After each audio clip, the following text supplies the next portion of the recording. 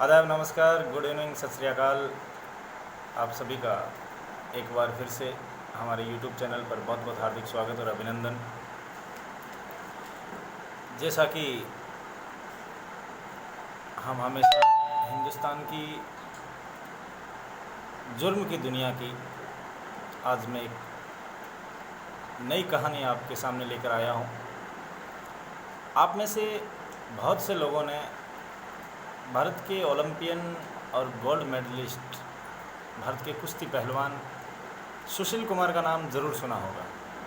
सुशील कुमार अपने खेल में उन्होंने हिंदुस्तान को स्वर्ण पदक दिलाए, चाहे वो राष्ट्रमंडल खेल हो या भारत का नाम उन्होंने संपूर्ण दुनिया में इस प्रकार से रोशन किया कि पूरे हिंदुस्तान ने सुशील कुमार को अपने सिर आंखों पर बिठा लिया।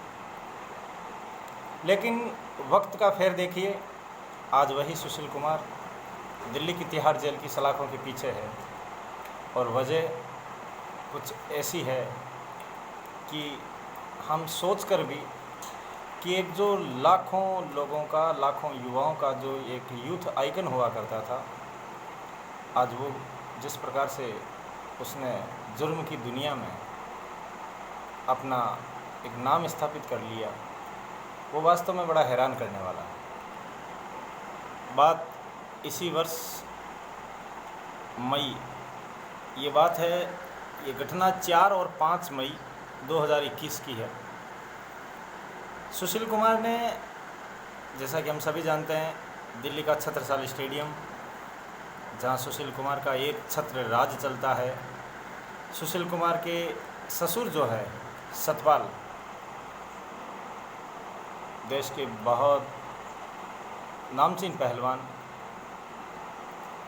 ये दोनों ससुर और दामाद की जोड़ी वह हिंदुस्तान के लाखों युवाओं को अपने इस खेल में नए नए अभ्यास करवाती है। हिंदुस्तान के लिए एक आने वाले समय के लिए एक ये नई पौध तैयार करने का काम करते हैं।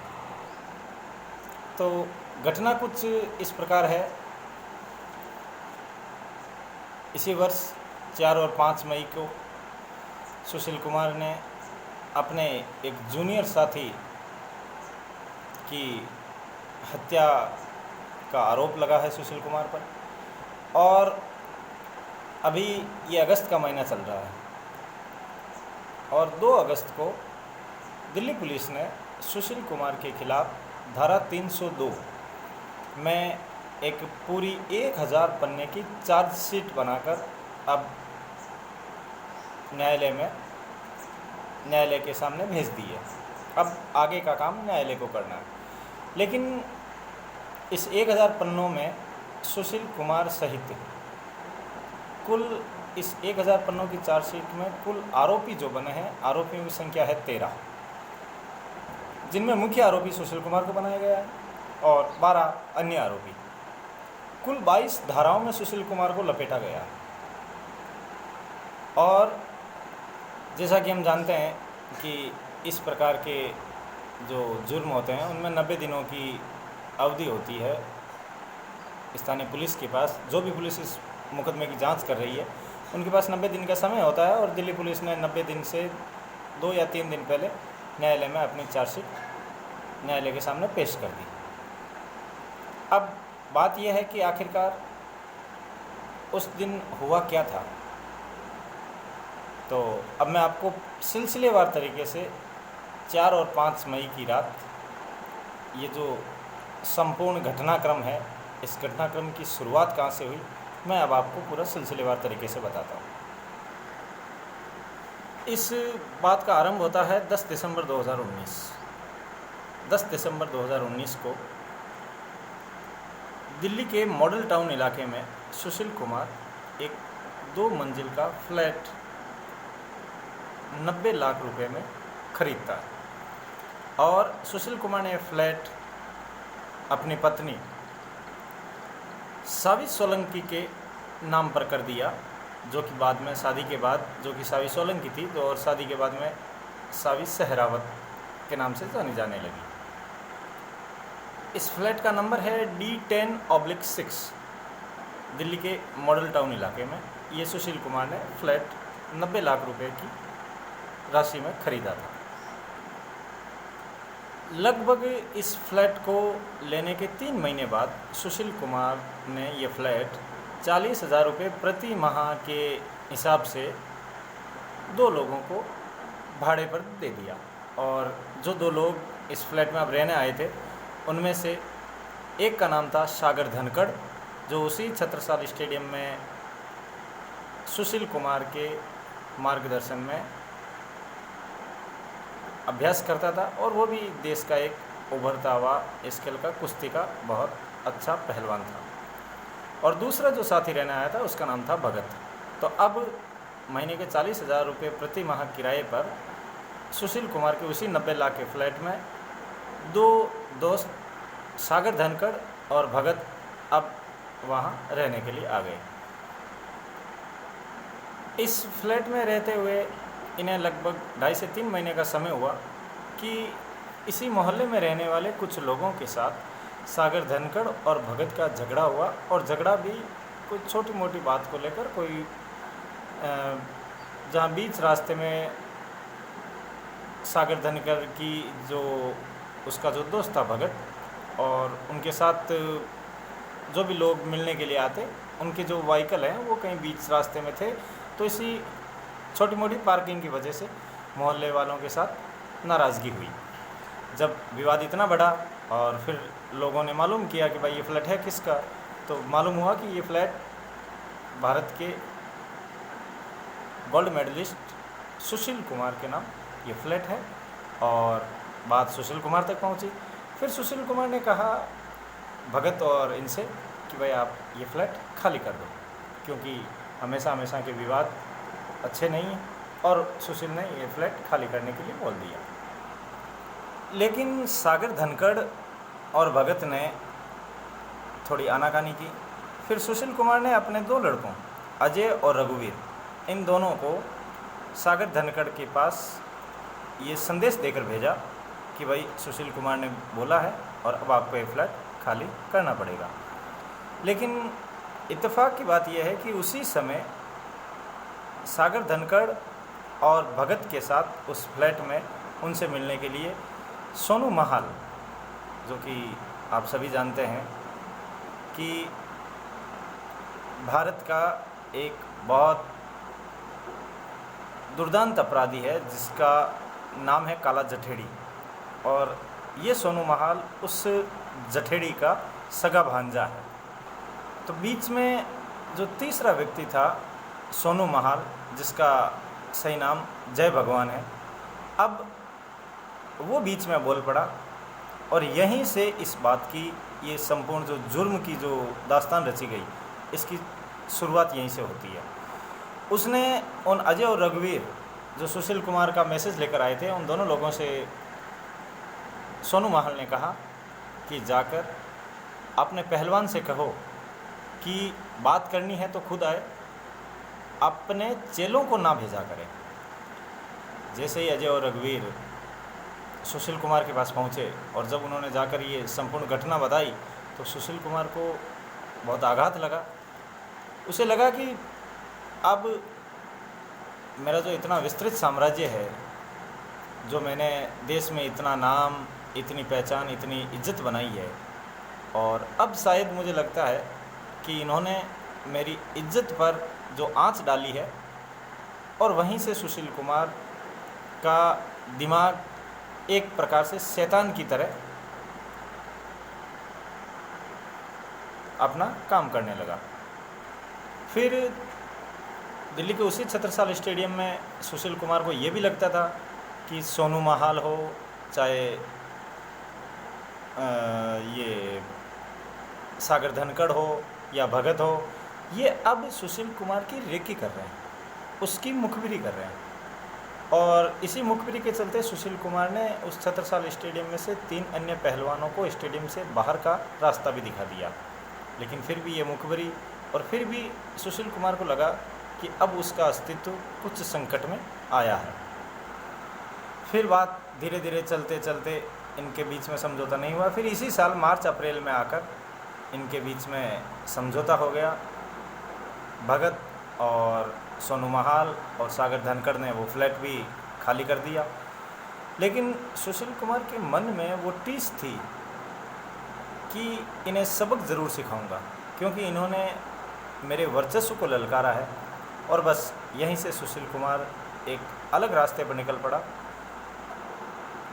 इसी वर्ष ये 4 और 5 मई की रात सुशील कुमार अपने कुछ लड़कों को इनके पास भेजता है और इनके लड़के जाकर सोनू महाल, सागर धनखड़ और भगत इसको बोलते हैं। इन्हें पहले ऊपर से आवाज़ दी जाती है कि भाई नीचे आओ। जब ये नीचे आते हैं तो पिस्टल की नोक पर इन्हें गाड़ी में डाला जाता है। इनके साथ उस समय एक बंदा, एक इनका साथी और भी था।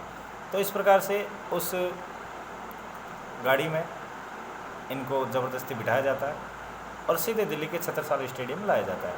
जैसे ही स्टेडियम में लाया जाता है, सुशील कुमार के निर्देश पर स्टेडियम के मेन गेट को बंद कर दिया जाता है और वहाँ सुरक्षा में जो गार्ड लगे थे वो उन्हें सुशील कुमार घर जाने के लिए बोल देता है।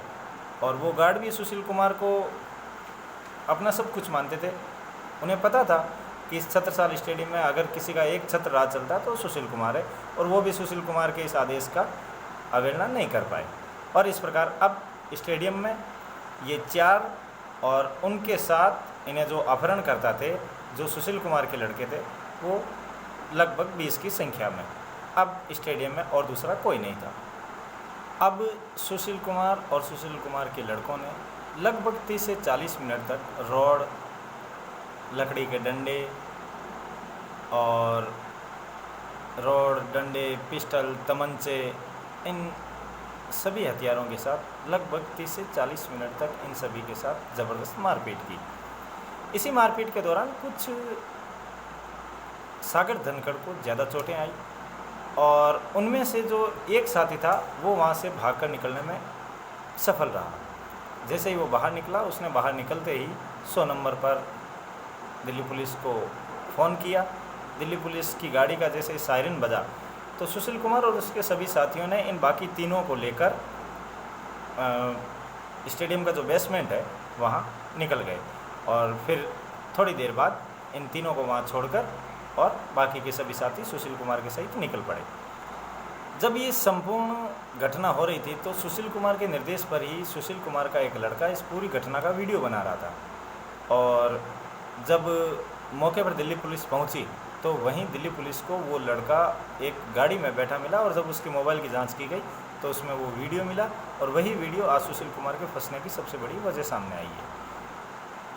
अत्यधिक मारपीट के कारण अगले दिन सुबह सागर धनखड़ की मौत हो गई और फिर सुशील कुमार, हम सब जानते हैं, बहुत दिनों तक लुका छुपी का खेल खेलता रहा और आखिरकार 24 मई को दिल्ली पुलिस ने सुशील कुमार को अरेस्ट कर लिया। और फिर दिल्ली पुलिस ने उसे, सुशील कुमार को अपनी पुलिस हिरासत में रखा और उसके साथ सघनता से जो भी जांच में उन्हें आवश्यक बातें लगी उनके बारे में संपूर्ण पूछताछ की। लेकिन अब सबसे बड़ा सवाल ये है कि आखिर सुशील कुमार ने इस पूरी वारदात को अंजाम सिर्फ एक वजह से दिया, अपना रुतबा कायम रखने के लिए। उसे यूँ लगा कि अब है कोई जो मेरे वर्चस्व को ललकार रहा है, सिर्फ अपनी इज्जत को बचाने के लिए, सिर्फ अपना रौब जारी रखने के लिए। और अब इस संपूर्ण घटना में सुशील कुमार, जो इस घटना का मुख्य आरोपी बनाया गया दिल्ली पुलिस के द्वारा, ये 1000 पन्नों की चार्जशीट, जिसमें पुलिस ने 22 धाराएं लगाई है। इसमें मैं आपको कुछ सिलसिलेवार धाराओं का वर्णन करूंगा। सबसे पहले धारा 302 हत्या, धारा 307 हाफ मर्डर। सागर धनखड़ की तो मौत हुई इसलिए 302 लगी और बाकी 2 साथियों के साथ उन्हें जो हाफ मर्डर है उनका, क्योंकि उनके साथ भी ज़बरदस्त मारपीट की गई। धारा 308 हथियारों से मारपीट, धारा 364 आईपीसी सेक्शन 364 अपहरण, क्योंकि उनका अपहरण करके वहाँ लाए थे। धारा 365, धारा 323, धारा 341, 120 बी, यानी पूरी रचना बना के 120 बी प्लानिंग, ये एक सोची समझी साजिश के तहत ये सब कुछ हुआ। इसके अलावा एक नया सेक्शन और जोड़ा है पुलिस ने, 188-269। ये जो एपिडेमिक है, अभी जो महामारी का दौर है, उसमें ये अधिनियम है कि भाई आप एक स्थान पर अधिक संख्या में इकट्ठे नहीं हो सकते, जबकि सुशील कुमार ने अपने साथियों के साथ लगभग 20 से 25 लोगों की वहाँ भीड़ इकट्ठी की, तो ये भी एक पुलिस ने उसके साथ एक्स्ट्रा सब क्लॉज लगाया है। सबसे बड़ा सबूत वो 1 मिनट का वीडियो जो स्वयं सुशील कुमार ने बनवाया था, अपने साथी के फ़ोन से वो मिला, और आज वही वीडियो पुलिस के पास सुशील कुमार के खिलाफ सबसे बड़ा सबूत बन गया।